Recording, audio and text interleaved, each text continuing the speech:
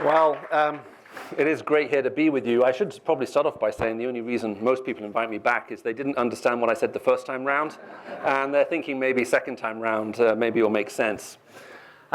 This question of integrity has become a huge one. It's really incredible to think that out of all of the buzzwords you could have maybe picked that people would keep coming back to for the 21st century, integrity would probably not have been one of them if you were guessing 20 years ago.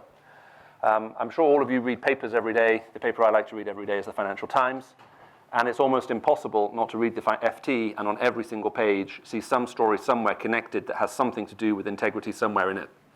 So we find ourselves surrounded by this. Now the trouble is when you talk about integrity, we've already heard it said, where we immediately start with a question of definition. What do these words mean? And that is actually something which is very important for us just to take a pause and think about. Just over a couple of years ago now, I was in a very old private bank in London where I'd been asked to come and speak to the board. And the advantage of this particular private bank is not only do they have a supply of fine wine from a chateau they happen to own, but they also have their own Michelin-starred chef in the boardroom, which I think is a must for any form of financial institution that wants credibility. And after I'd finished, as I was speaking with them, one of their guys there said, "Michael, I need to tell you a story that I think you're going to really enjoy." He says one of our major clients was taking his son to be interviewed by one of England's most famous schools to get entrance into the school. And the way the school entrance system works is you do various tests and so on, but it ends with you being interviewed by the headmaster. And the way the interview is set up is the headmaster sits on one side of the desk, the son sits on the other side of the desk, and the father sits behind the son. So the father's in the room, he hears everything that is said, but he can't see his son's face. So he actually gets to hear and see how the son performed. And the interview seems to be going very well. And then the headmaster asked this 12-year-old boy a fascinating question. He said, "What is it that terrifies you the most?" That's an interesting question, isn't it? Well, the 12-year-old paused for a moment, and then, having looked down at the floor, he looked up and he said, "Oblivion." Now that's a fascinating answer, isn't it? Because oblivion, like many words, had shades of meanings, but whatever it is, it's not good. I mean, oblivion can mean to cease to exist in someone's memory. That's what politicians live in fear of. It can mean to continue to exist in a state of existencelessness, but whatever it is, it's not good. And the headmaster was obviously visibly impacted by the profundity of this answer. The boy was given a place at this school, and now the father is driving his son home in his Range Rover, and instead of celebrating and congratulating his son, all he can think of is while he's driving down the road is my son lives in terror of oblivion. And so he's just waiting for the moment to come when he feels he can ask the question that's just now eating away in his heart and mind. And as soon as it feels right, he sort of looks over to his son and says, "You know when you were being interviewed by the headmaster and the headmaster said, 'What terrifies you the most?' And you said oblivion?" He said, why did you say that?" And the boy said, "Well, that was the name of that really scary ride at the fun fair we went to last week."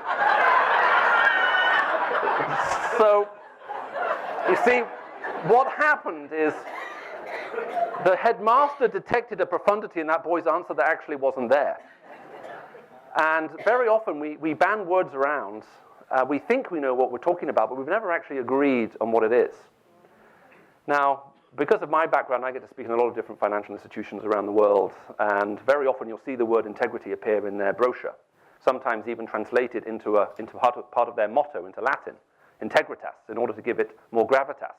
We're all looking for a way to somehow build it in, but the trouble with words that come from Latin or derive from Latin, and sometimes we even use in Latin, mean that we have no clue what we're talking about.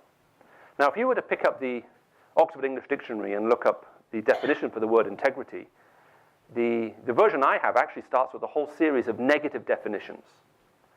It talks about the idea of being uncorrupted, undivided, sinless. And then it offers a positive definition, to be whole. So when we talk about integrity, we're talking about that idea of being integrated, there being a completeness, a wholeness, an integration to your life and your existence. And the reason why this question becomes huge in business is that most people who work in the real world find that very soon their life feels anything but integrated. It feels split. They have to be one thing in one setting, something else in another setting, representing different things to different people in different ways. And life feels anything but integrated. It feels utterly divided. And that's a hard thing to live with. So what I want to try and do, if I can, is at the very least, even if you disagree with everything else I have to say this lunchtime, is leave you with a series of questions which you're going to have to answer. And I'm going to borrow an outline from someone else who's thought about this before me, and I'm sure he won't mind. He hasn't used it for a while. His name is Aristotle. He lived quite a long while away. He wrote a very famous book called The Rhetoric. In Aristotle's Rhetoric, he used three categories, which I'm going to use in a different way to which he used, but it's a very useful outline in order to think through this issue clearly. He talked about ethos, pathos, pathos, and logos. Now, those words roughly translate into our idea of ethic, an ethic to live by, passion, what is it that actually drives us and controls us, and a logos, what is the word which informs our existence and helps us figure out that we're actually on the right path rather than the wrong one. So I want to take each one of these and then just say a few words, and at the end of each one I'm going to leave you with a few questions. Regardless of what you may believe or think, I hope those questions will be useful. Every human being has to answer them in one way or another. So let's just start with the idea of ethos. Now, interestingly, when Aristotle wrote his book Rhetoric, one of the opening comments he made was this. He said, whenever you listen to a professional speaker speak, whenever you listen to a rhetorician or politician, the question you must ask yourself is not, what is the ethic they espouse? The question you must ask yourself is, what is the ethic they live by? In other words, can you trust them? First question you have to ask yourself is someone trustworthy? It doesn't matter what the standard is that they claim they represent. What is the standard they actually live by? And this question of who we can trust and who is ultimately trustworthy is one of the things that's now driving so many of our political and economic considerations right now. Who do you trust? I mean, who do you really trust? Now, the interesting thing is that when we talk about ethics and integrity, we have to realize that we live in a world that is ethically and morally governed. Every relationship that we have is ethically and morally governed. Our friends are people whom we trust. We believe that they will keep our confidences. They will keep their promises. They won't betray us. So all of our friendships are morally and ethically governed. We look for integrity. All of our business relationships are ethically and morally governed. Now, very often we think that's not the case, but actually that's simply not true. It's not the case that we don't do business with people we don't trust. If we're doing business with people we don't trust, we demand a higher rate of return on that investment decision in order to justify the increased risk represented within it. We actually make moral decisions all the time in the business world. Because unless we see that higher rate of return, we're not going to get into that relationship. We'd much rather get into a much more safe relationship that has the same rate of return. So we're actually employing various moral and ethical considerations in our mind all of the time when we're actually thinking things through. The question is, where do they come from? Where do we actually get those standards? Where are they derived from? How do we use them? The trouble is we often do it all do it so subconsciously, we're not actually consciously aware of what we're doing. And that makes for very bad business thinking when we're not actually clear about why we're doing something. Everything is morally and ethically governed. There isn't a single organization in this world that doesn't have morals and ethics at its core. Not one. Now, if you don't believe me, try this little experiment. Go and join the mafia. And after you've joined them, you try lying to them, stealing from them, cheating them, or betraying them.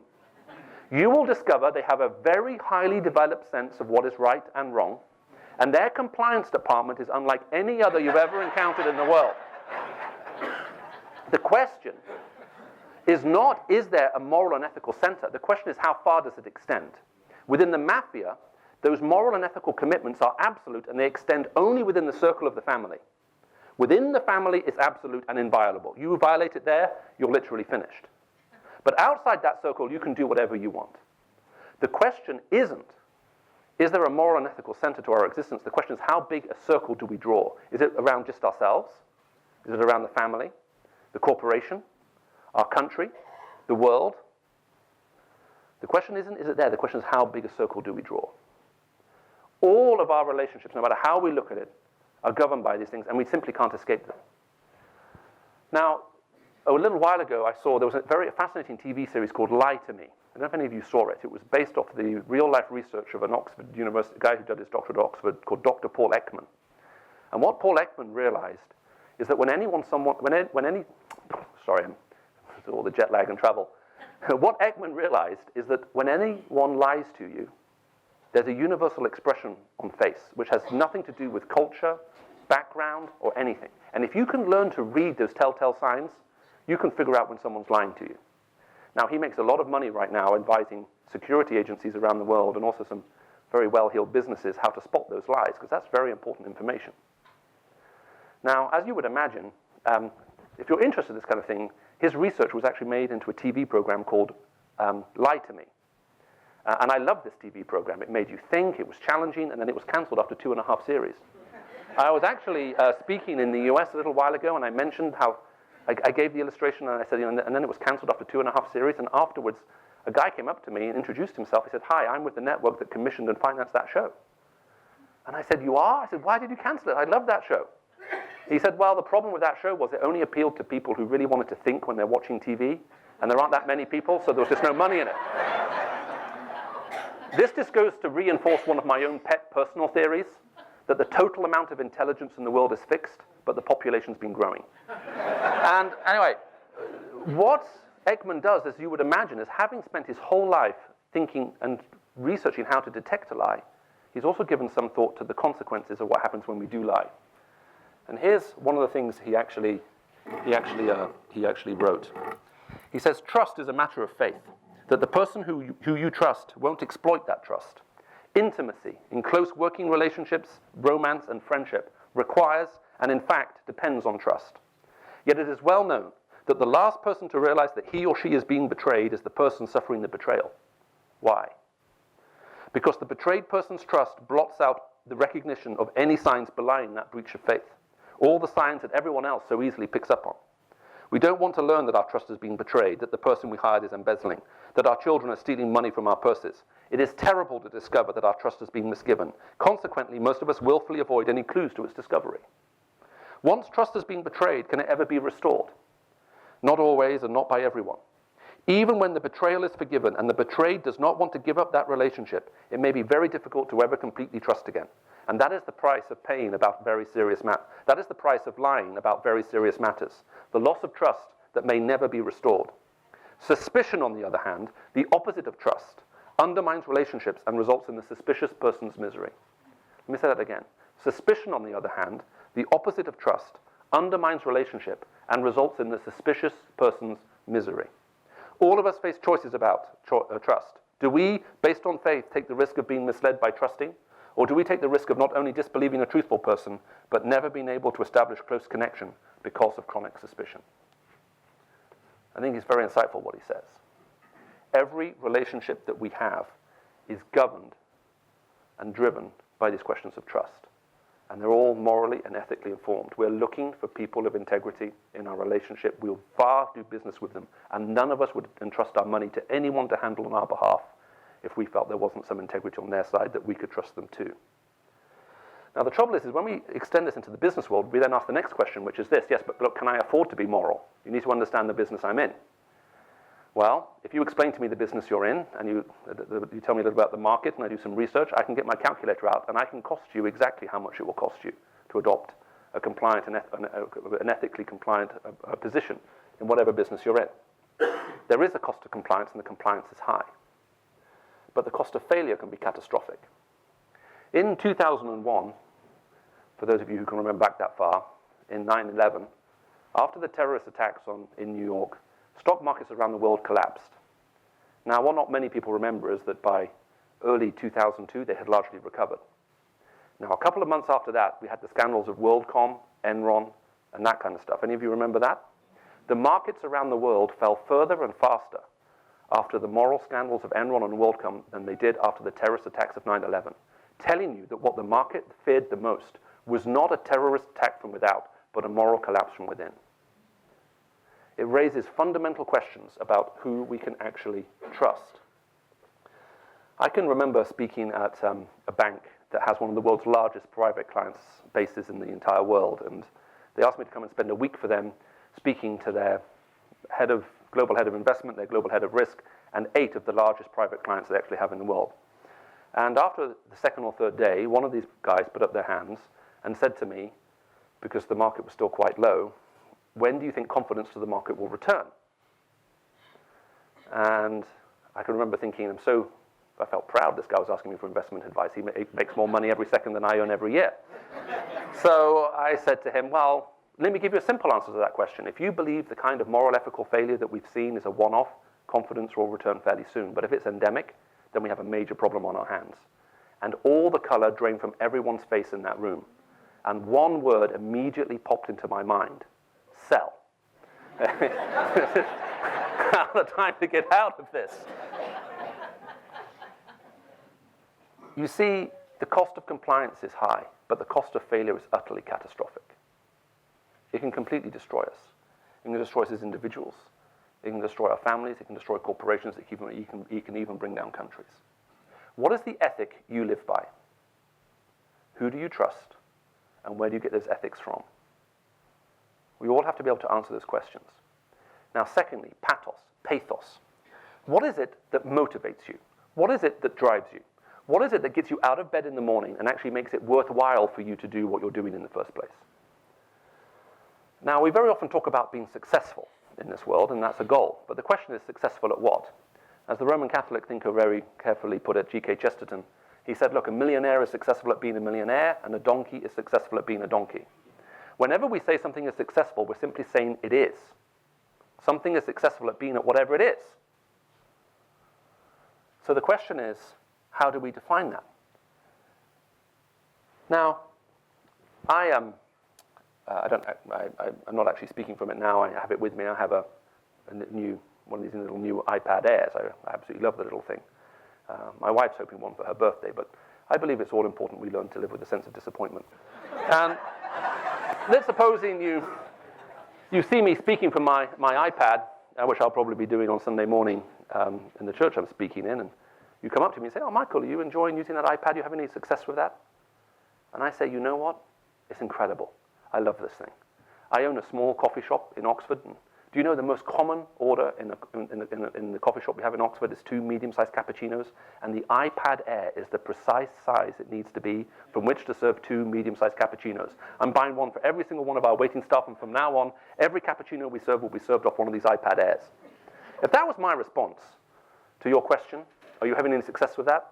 You would look at me and you'll say, Michael, I don't think you know what an iPad is for. Well, what are you for? What is it that brings that purpose to your life and existence? It's not enough just to be driven. As one very ancient poet said, there is a way that seems right to a man, but that path can lead to death. There are all kinds of things that seem right to us at a time, but it actually takes us towards a destination that we wish we never went to in the first place. What is it that not just simply drives you, but helps guide those passions? The well-known author C.S. Lewis, he talked about, compared ethics and ethical thinking to being the captain of a ship. He said, if you're the captain of a ship, he says there are 3 types of questions you need to ask yourself. He said, number 1, how do I stop from sinking? He called that personal ethics. Number 2, how do I stop from bumping into other ships and boats? He called that social ethics. And number 3, why am I out here in the first place? That's your essential ethics. Where do you get that answer, why, from? What is it that actually informs that for you? Logos, thirdly. Now, the Greek word logos, as Aristotle used it, is actually the root of the English word logic. It's where we get the word logic from. We also translate it word.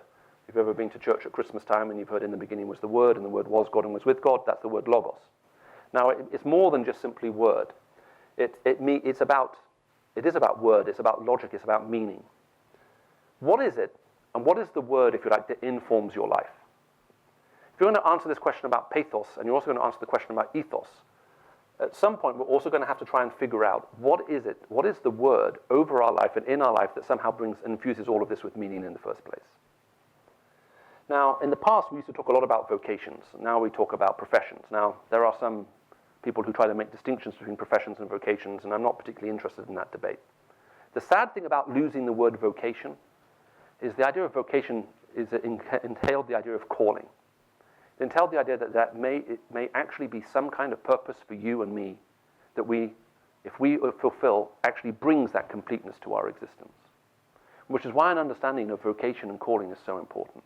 Why am I out here in the first place? Where do I actually get that from? Now, interestingly, this is another one of those questions which the Bible actually speaks to very, very, very directly. I don't know if you remember when Jesus Christ first met some of the first disciples. They were fishermen. And he came up to them and he asked them a question. He says, have you caught any fish? And they said, no, we've been out all night where the waters are deep and we caught nothing. And he says to them, well, why don't you let down your nets here in the harbor? Now, these are relatively polite young boys, and they don't want to insult a stupid carpenter who obviously knows nothing about fishing. So they explain it to him in words of simple syllables. Look, we've been out all night. Okay, that's when you go fishing, otherwise they see you the fish see you coming. Where the waters are deep, that's like where the fish live. Okay? And Jesus, interestingly, looks at them and he simply says, let down your net. And a guy there called Paul says, very well, I'll let down my nets. And he lets down his net and he catches so many fish, his boat begins to sink. For the first time in his life, Paul went fishing for no other reason than his Lord had told him to. Someone who he recognized had authority over his life had simply said, look, this is what you're to do now, do it. And for the first time in his life, he went fishing not to catch any fish. He didn't believe there were any there. The only reason why he did it was he believed that someone who knew why he was here in the first place was telling him this is what you should do. And as soon as he has that experience, the first words that come out of his lips are fascinating. Paul looks up at the person of Jesus Christ and he says, you need to depart from me because I'm a sinful guy. And Paul's first real conviction of sin doesn't come from being in some kind of religious meeting, it happens in the workplace. Because as much as we talk about ethics, morals, integrity, in a room like this, when it really matters is when the rubber hits the road. That's what changes everything. Now, there is a way to talk about ethics and integrity in a way that sounds utterly tyrannical. Because the simple truth is, we all make mistakes, and there isn't a single person in this room for whom that isn't true. No matter how noble our intentions, we all get things wrong. Interestingly, I was getting ready to speak to a big accountancy firm a couple of years ago, and I thought, you know what, I'm going to get online, and I'm going to watch some of the lectures from some of the world's leading business schools around the world to see what they're teaching about business ethics, just to see what they're saying. And one very famous institution, which I'll leave unnamed, their professor was up at the front speaking to a group of very eager university students, and this is what he said. He said, ladies and gentlemen, it has been scientifically proved that human beings are basically good. Whenever we're put under pressure and whenever we're in a difficult spot, we'll always choose to do the right thing. And all the students sat there nodding and taking notes. Now, I don't know how you feel about that, but I can remember watching that, shaking my head, thinking, I'm not sure what world you live in, but it's very different to the one I live in. Here's what I actually think is slightly more insightful. Most businessmen and women I meet around the world, when they started out, when they were young, they had the intention of leading a noble life. Most of us, when we're young, we imagine succeeding in whatever profession we're in and people admiring us for it. We would like to be the kind of people that people look up to, trust, emulate, aspire to, respect. But the simple truth is the further and further we go through this life, the more compromises we seem to make. It feels like we give a little bit here, a little bit there. We feel like we're cut in 100 different directions. Eventually we find ourselves in a position where you never even imagined we would be in. Most of us dream and aspire to leading a noble life, but we never really seem to get there. I actually find this description much more accurate, written by someone about 2,000 years ago. This is what they said. He said, I do not understand what I do. What I want to do, I don't do it. But what I hate to do, I keep on doing. I have the desire to do what is good, but I simply don't carry it out. Although I want to do good, evil is there right with me. In my inner being, I delight in God's law, but I see another law at work within me, waging war against the law of my mind and making me a prisoner. I find that much more realistic. If you're interested in reading more of that, by the way, you'll find it in a book called Romans, which is collected in the Bible in chapter 7. And I actually think that's a much more realistic description of the world in which you and I live. We actually want to do that which is right. We struggle to actually carry it out. No matter how noble our life may be, there seems to be something which has simply gone wrong for all of us, and we wrestle with it. Which is why talking about integrity can seem tyrannical. Well, I simply can't do it. I aspire to it. I know it's there. I'd love it to look that way. It simply doesn't. What do I do? Which is why then there are three other questions, and I'll end on this, that we all have to be able to answer if we're going to deal with the issue of integrity without it becoming tyrannical. Because it's not enough to ask, why does integrity matter in business? It does. It governs all of our relationships, whether we want to acknowledge it or not. The next question we have to ask is, what on earth do we do when integrity fails? Because that's something that we're all going to encounter. Here are the three questions that we need to be able to answer when integrity fails in our life. Number one, who do I talk to? Whenever there's a failure of integrity in our life, the first question is, I need to know who I need to go and talk to about this. And if you can't answer that question in your corporation, for example, you'll simply bury it. You'll hope it goes away and no one finds out. And it could destroy you. I remember speaking many years ago in South Africa on a similar themed subject to this, and a company called Arthur Andersen had dissolved off the face of the planet 3 days earlier. I don't know if any of you remember Arthur Andersen. I remember looking at them saying, if I were to tell you, if I'd come here a week ago and I were to tell you that in a week's time from now, Arthur Andersen would cease to exist because of a major ethical failure of one of its people, would you have believed me? We need to know, is there anyone we can talk to? Secondly, we also need to know an answer to this question. Is there any hope for me in this? If we can see no hopeful path through as a result of where we failed and where we've gone wrong, then we're left again with very little option but to bury our failures, and again hope that somehow they never come to light. But all of those buried things eventually just come out. I can remember when I used to talk about business ethics a little while ago, sometimes people would laugh a lot all the time. But now with the increasing number of financial scandals, industrial scandals, and so on, all of a sudden people are counting the cost in a whole other way. We need a hopeful path, which then raises the third question. Is there any process of redemption which can actually get me out of this mess? It doesn't matter whether you're talking about your personal life, your family life, your corporate life, or even thinking about it at a governmental level. These questions have to be answered. Is there anyone I can talk to? Is there any hope for me through this process? And if there is, what on earth is the process of redemption that helps put things right again? One of the things that really appealed to me about the Christian faith when I became a Christian was that I was terrified of becoming a hypocrite before I was a Christian. Before I was a Christian, I was very happy with my life. I was very fulfilled. I seemed to succeed at everything I did. I came from a successful family. I was succeeding in everywhere I went. Life was easy for me. And I didn't trust Christians, to be honest with you. I felt about Christians the same way I felt about communists. They have nothing, but they want to share it with me. And the idea of becoming a Christian felt a bit like having a huge existential downgrade in life. Everything I enjoy, I can no longer do. Things I really don't enjoy, I'm going to have to start doing. In other words, if my life is like 8 to 9 out of 10 right now, if I become a Christian, it's going to be 1 out of 10. Why on earth would I want to downgrade myself so far? Well, after a long process of 9 months of looking into it, I came to the conclusion that Christian faith was actually true. That created a huge existential crisis for me because I didn't want it to be true. I didn't want the Christian faith to be true because I didn't want it to affect my life, because I knew it would change my life, and I thought it would make my life worse. However, truth has always been something important to me, and eventually after a while I thought, you know what, I simply can't pretend any longer, I'm going to have to become a Christian. I went and found a group of friends of mine one evening. I said to them, hey guys, I'm going to go and speak to those Christians over there. After I finish speaking to you, I'm going to become a Christian. I'm telling you this because from now on, I won't be enjoying myself anymore. And that's exactly what I said.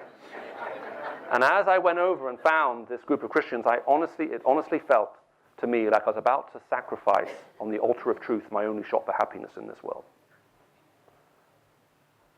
And the incredible thing that happened after that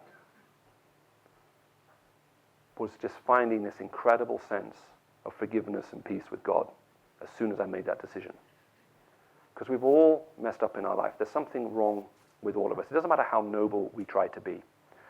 My eldest daughter's, she's now 18, but by the age of 14, she'd grown her hair all the way down to the lower part of her back. So she had very, very long hair. And I was going away on a long trip, and my daughter came to me rather and said, Daddy, I don't want you to be surprised when you come home. I'm going to have a haircut, so it'll be much shorter.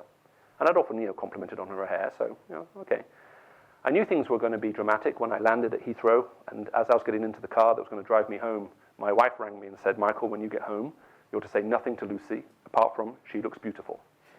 So I knock on the door, and my daughter Lucy opens the door, and her hair's been cut all the way up to here. And so I'm a man under authority. I'm doing as I'm told. And I smiled. I said, Lucy, you look beautiful. Now, a couple of days later, my wife, she leads the cello section in an orchestra in Oxford, and she was out at rehearsal. So I'm just alone with my daughter. We're watching TV, and now I have the opportunity to ask her the question I've been dying to ask her for 48 hours. So I just breathe in and out slowly to make sure I'm calm and smile so it comes out in the right way. And I say, Lucy, what prompted the change in hairstyle? Were you bored? Do you want to do something new? And she said, well, I saw this documentary on TV a couple of months ago on the BBC about this charity that looks after 6- and 7-year-old girls who have leukemia. And they were saying that they lose their hair because of the treatment, and they have a real problem sourcing wigs, hair donors to make wigs for these little girls. So she thought, what I'll do is I'll have my hair washed, and she had it plaited and tied in the particular way, so it could be cut off and then mailed off to this charity to make wigs for some of these girls. And I remember looking at Lucy, and she was an avid reader, my eldest daughter.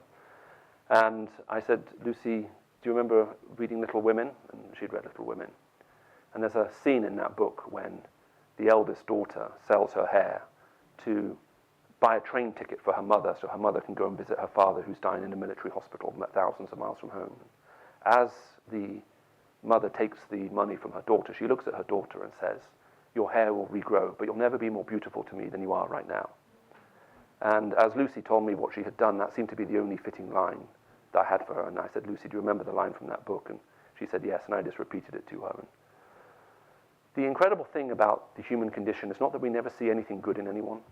It's that in the very same heart where we see everything which is good and noble that desires for greatness, we also see all of this brokenness and pain and greed and envy and lust as well. It's all mixed up in our heart. And those are the kinds of people we are. Which is why there is this incredible peace that comes when you can actually find real forgiveness for what we've actually done wrong.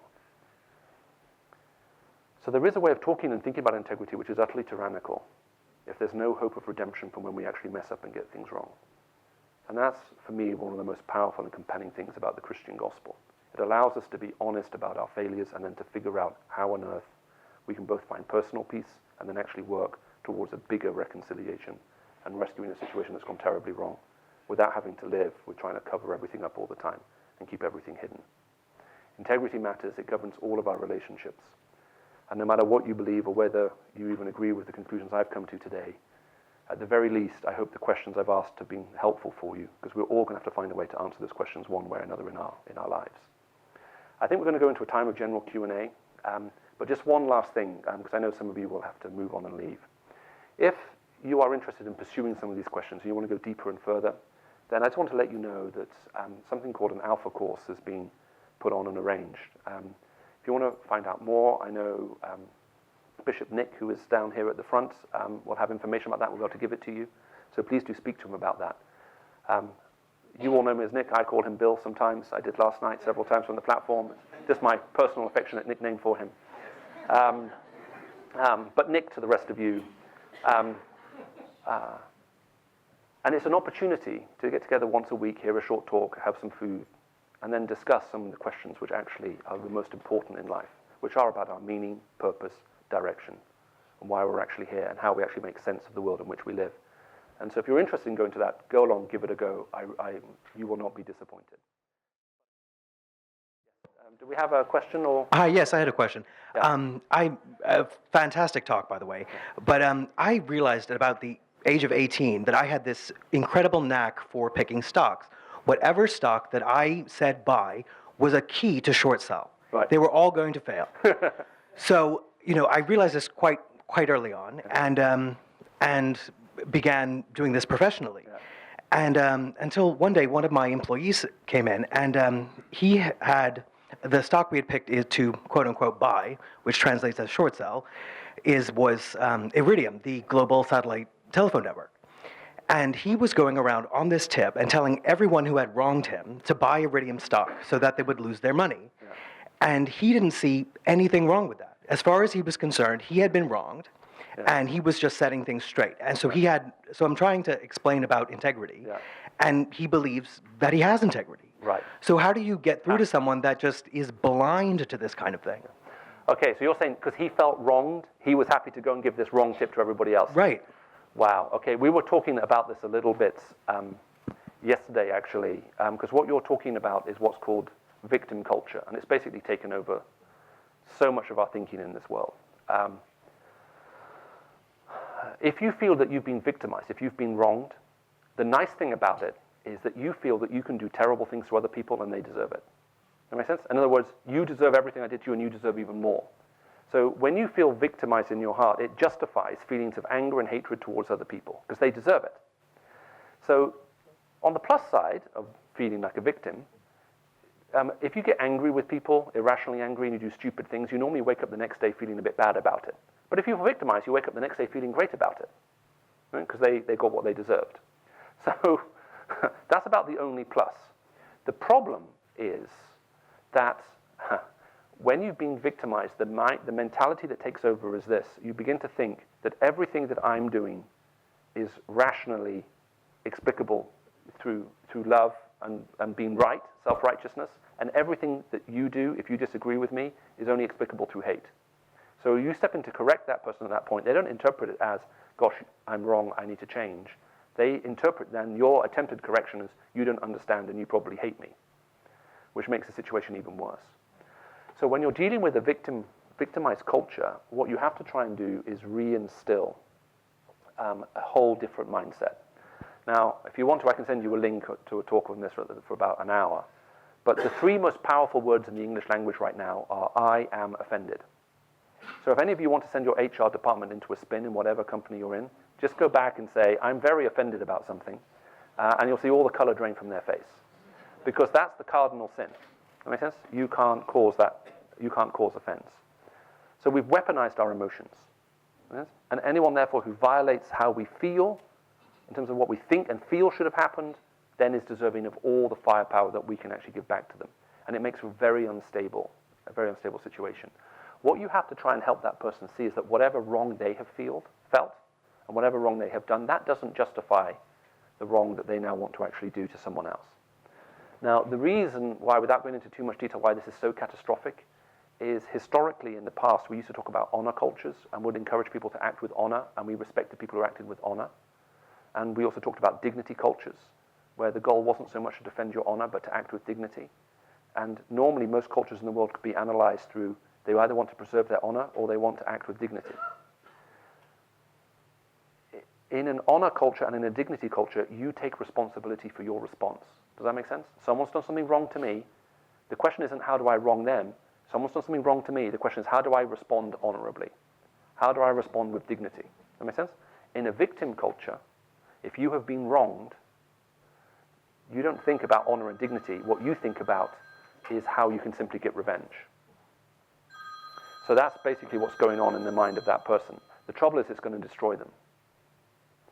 So I can have a longer talk with you if you want to and suggest something that you want to see. There is a book that you may find helpful if you find this a lot. It's written by a cognitive psychologist called Aaron T. Beck. It's called Prisoners of Hate.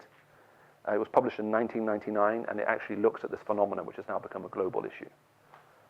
But it's a very good question. Thank you. I've got one, Michael.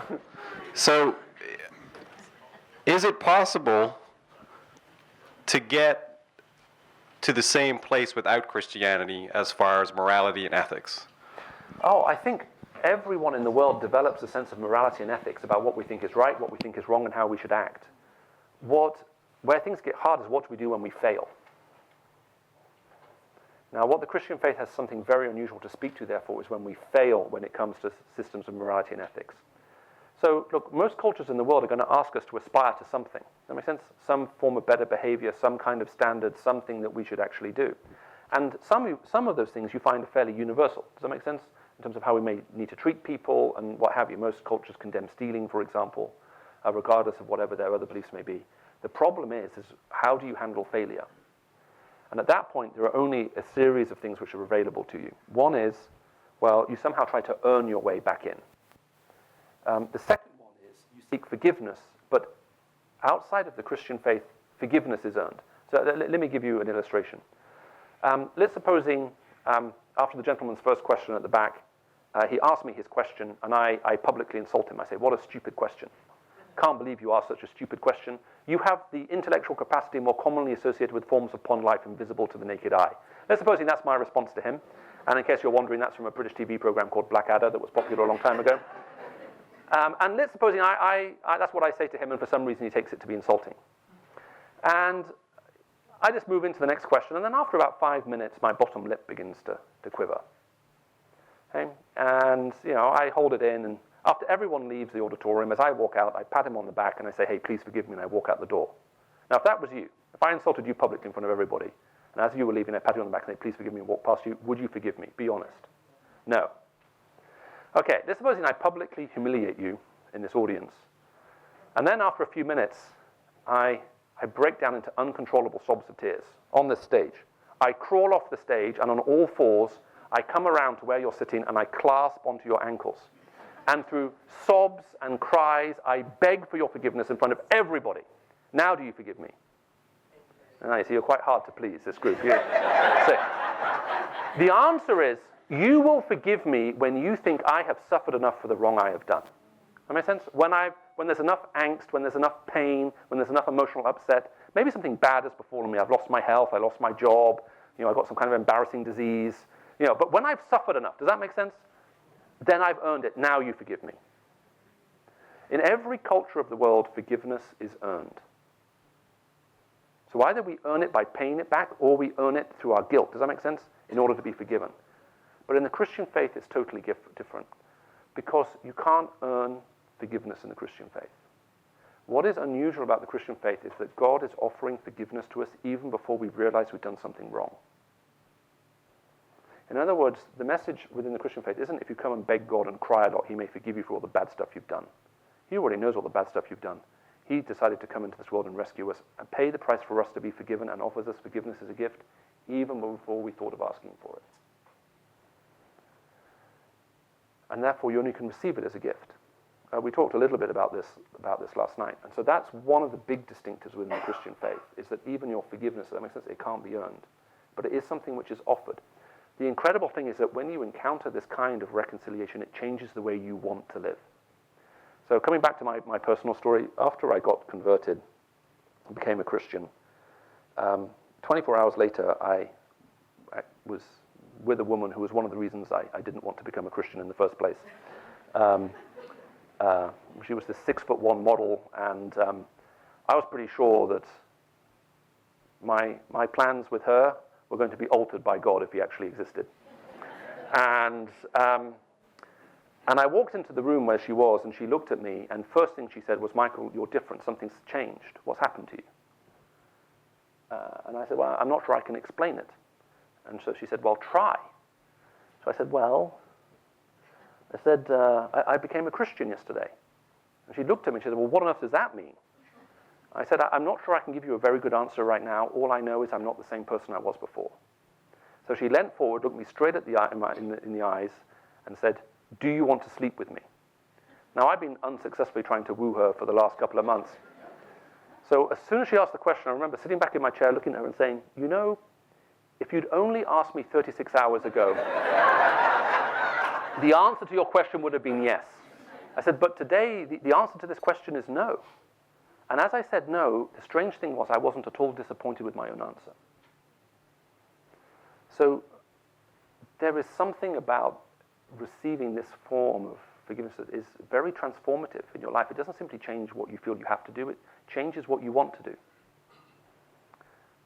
And I think that's part of the power of what is also unique within the Christian faith. It's a good question, thanks. Another question at the back and one down here, sir. As Islam teaches you how to carry out your business practices, but Christianity seems to be forgiving. How does Christianity prevent the exploitation, all the issues of capitalism? Yeah. Okay, so,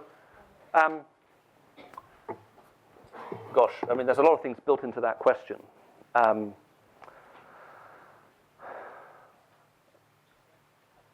the very fact that things should change the way we want to behave to other people actually does change the way that business should be run from a Christian point of view. So it should be transformative.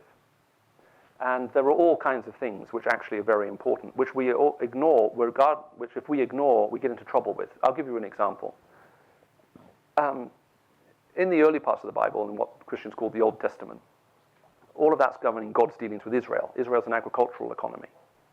Right at the heart of any agricultural economy are weights and measures. That's the unit by which you define value, which is why again and again you read in the Old Testament that God abhors inaccurate weights and measures. In other words, if you corrupt the unit by which you measure value within the economy, it's going to affect everything else and ultimately destabilize it. So the answer is actually I think there's an awful lot in there that actually guides it. In one sense, it will take a whole other talk. The question that you're asking to one level is what on earth does the Christian faith talk about work and life and how we should live and what difference does it make to work? And if you want to be bored for another hour, I can actually send you a link where I will bore you for 1 hour online with a talk that I did on that subject, and you can listen to it. It's originally a talk I developed for Goldman Sachs, but there's another version available more public online that you can have if you'll find that useful. So the answer is no, we have to actually stand up, and the other thing is we also have to stand up for justice. So the fact that you're willing to forgive someone a wrong that they have done to you doesn't mean, therefore, that they should also be excused whatever legal ramifications may flow in that wake. Because there are things that also need to be upheld also for the preservation for any society to hold. And so sometimes that restoration process that we actually go through may involve going through certain things that we would rather not face, but the ultimate hope in and through it all is actually maybe there's something even greater and better at the end of all of this process, regardless of whatever we may lose in the short term, for a much bigger long-term goal. And that's something that has to inform all of our thinking. Your question's very well placed. You mentioned a little bit about capitalism. I'm not sure exactly what to say about that, apart from this. The Christian gospel talks a lot about freedom, but freedom isn't doing whatever you want. If you do whatever you want, whenever you want, however you want to, that's not freedom, that's anarchy. And there are some parts of the world where I travel, and that's exactly what's happened. And when anarchy breaks out in a society, you don't experience an increased amount of freedom within it, you experience the loss of it. So freedom is not doing whatever you want, whenever you want, however you want to. Freedom is a moral concept, and it only exists within a moral framework. You remove that framework, you don't have an increase of freedom in society, you experience the complete loss of it.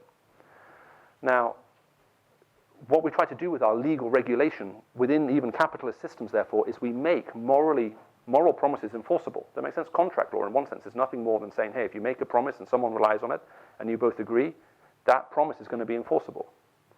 So what we often try to do through force of law is pass laws to try to make sure that those kinds of moral and ethical standards, which are absolutely essential for any economy to thrive, need to be put in place. So the idea of freedom, even within a capitalistic system, isn't doing whatever you want, whenever you want, however you want. As I say, that actually just results in the destruction of the system. You actually need to maintain a standard within it in order to support the system itself. I mean, we could say even more about this, but I don't want to bore you too much. You'll get me into derivatives next, which is what my research area was in, but that will really bore you for a while. Can you hear me? Good afternoon, Michael. I'm the gentleman who Zach told him when he asked him what integrity was, that I said I may not be able to tell you concisely and precisely what it is, but I can tell you what it isn't. Yeah.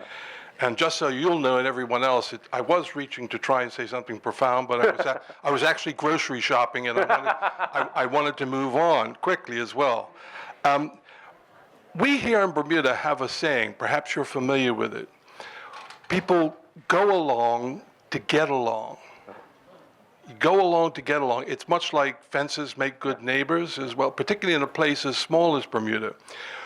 I find when people go along to get along, there is some value in I think in getting along with people, but in going along the way, we tend to make small compromises, small adjustments to our values. And over a period of time, it has an impact and an effect. Sure. And we see that in many organizations. Politics is probably the obvious example, but we see it in business organizations as well. And I think that that's part of the problem we have today, particularly here in Bermuda, where, as I say, we're so small, and it's important that we do get along. And the flip side to that is that when people who we think and we would uphold as people having integrity and showing some integrity, we don't seem to uphold and value them as much as the other people who stay and continue to go along to get along. And that, I think, is a real problem. And how do you tackle that? Okay, you mean with people who leave because of integrity? They think I need to. No, I think I'm talking about the general. Oh, the go along together. Yeah, the okay. society in general. I mean, one need only. You haven't used the name here, and I won't either. But one only need look at Washington, and what goes on there, and how people seem to go along to get along for some greater goal, which is perhaps party unity, power. Continuing to stay in control, but there's a tremendous price that's paid each step of the way. Yeah. Okay, sure. Well, why don't we wrap up on this question? This may be a good one to wrap up on. I say, and I'm very happy to stay here at the front and take any other questions individually from you for as long as you feed me something to eat and give me something to drink. Okay, I won't make any comments about Washington D.C. apart from to say that obviously as a British citizen, from our point, everything started going wrong in 1776, and it's been getting worse ever since. And anytime the Americans in this room wish to end their rebellion against the British Empire and rejoin the motherland, we're very happy to negotiate terms. We're negotiating lots of things at the moment.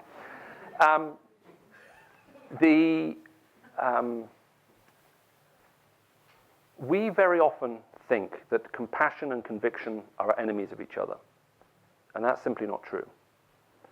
So we often think that to be compassionate in how we deal with someone means to give up all of our convictions, or to act with conviction necessarily means you should be devoid of compassion. So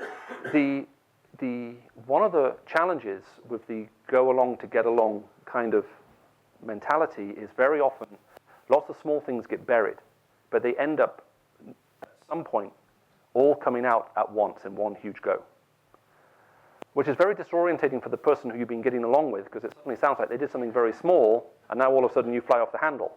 Whereas actually what's been happening from your perspective is, well, this is now this is what the millionth time now, and this is the millionth and one, and that's it, I'm done now.